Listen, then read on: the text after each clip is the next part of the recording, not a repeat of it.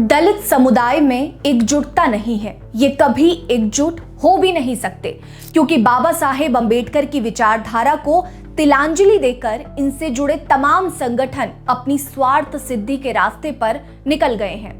जो कुछ लोग बचे हैं वे भी मनुवादियों के गुलाम हैं और अपने समाज के प्रति उनका कर्तव्य सिर्फ सोशल मीडिया तक सीमित रह गया है।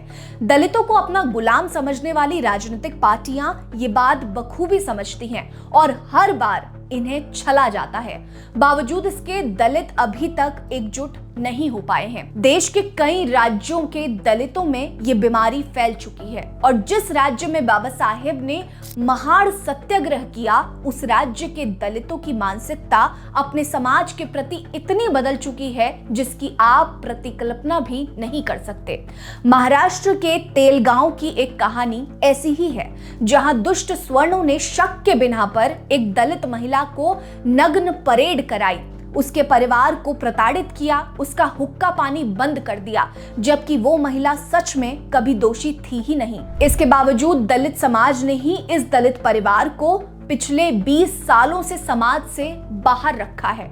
अगर इसके पीछे की वजह तलाशने की कोशिश की जाए तो कोई वजह नजर नहीं आती।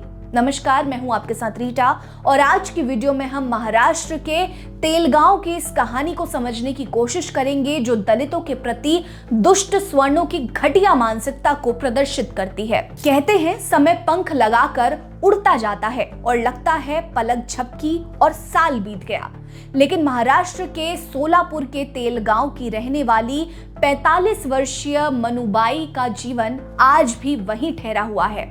सुरक्षा और पहचान उजागर ना करने के उद्देश्य से हमने इनका नाम बदल दिया है। तेलगांव में रहने वाली ये दलित महिला आज भी अपने बेटे, उसकी पत्नी और 2 बच्चों के साथ अभावपूर्ण, बहिष्कृत और निराशाजनक जीवन जी रही हैं। 14 मार्च 2006 की वो काली घड़ी जिसने उनका जीवन हमेशा के लिए बदल दिया। उस दिन की भयावह यादें, उनके शरीर पर दौड़ते दर्जनों हाथ, कपड़ों को फाड़कर निर्वस्त्र करना और बालों से खींचकर फिर पूरे गांव में घसीटना, आज भी उनके जहन में ताजा है। मानवता को शर्मसार करने वाली इस घटना में उनके 7 वर्षीय मासूम बेटे को भी नहीं बख्शा गया।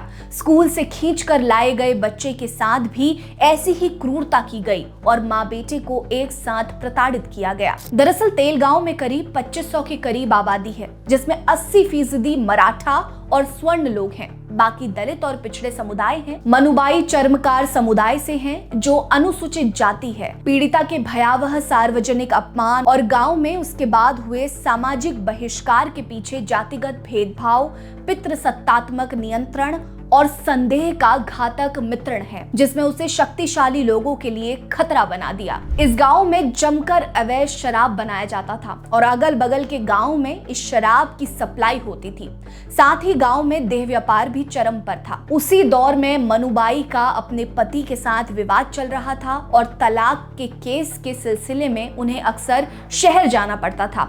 इसी बीच किसी ने गांव में अवैध शराब और देह व्यापार को लेकर पुलिस को गुमनाम पत्र भेजा। गांव के लोगों को मनुबाई पर संदेह हुआ। मनुबाई के बार बार मना करने के बावजूद गांव वालों ने मान लिया कि उन्हीं ने पुलिस को यह पत्र लिखा था। इसके बाद गांव के 80% मराठा और स्वर्ण मनुबाई पर टूट पड़े। सार्वजनिक तौर पर उनके कपड़े फाड़ दिए गए, बालों को पकड़कर पूरे गांव में घसीटा गया, उनका नग्न परेड निकाला गया और उनके पूरे परिवार को प्रताड़ित किया गया। हालांकि बाद में जांच में यह पुष्टि हुई कि मनुबाई ने यह पत्र नहीं लिखा था। उनकी राइटिंग पत्र से मेल नहीं खाती थी।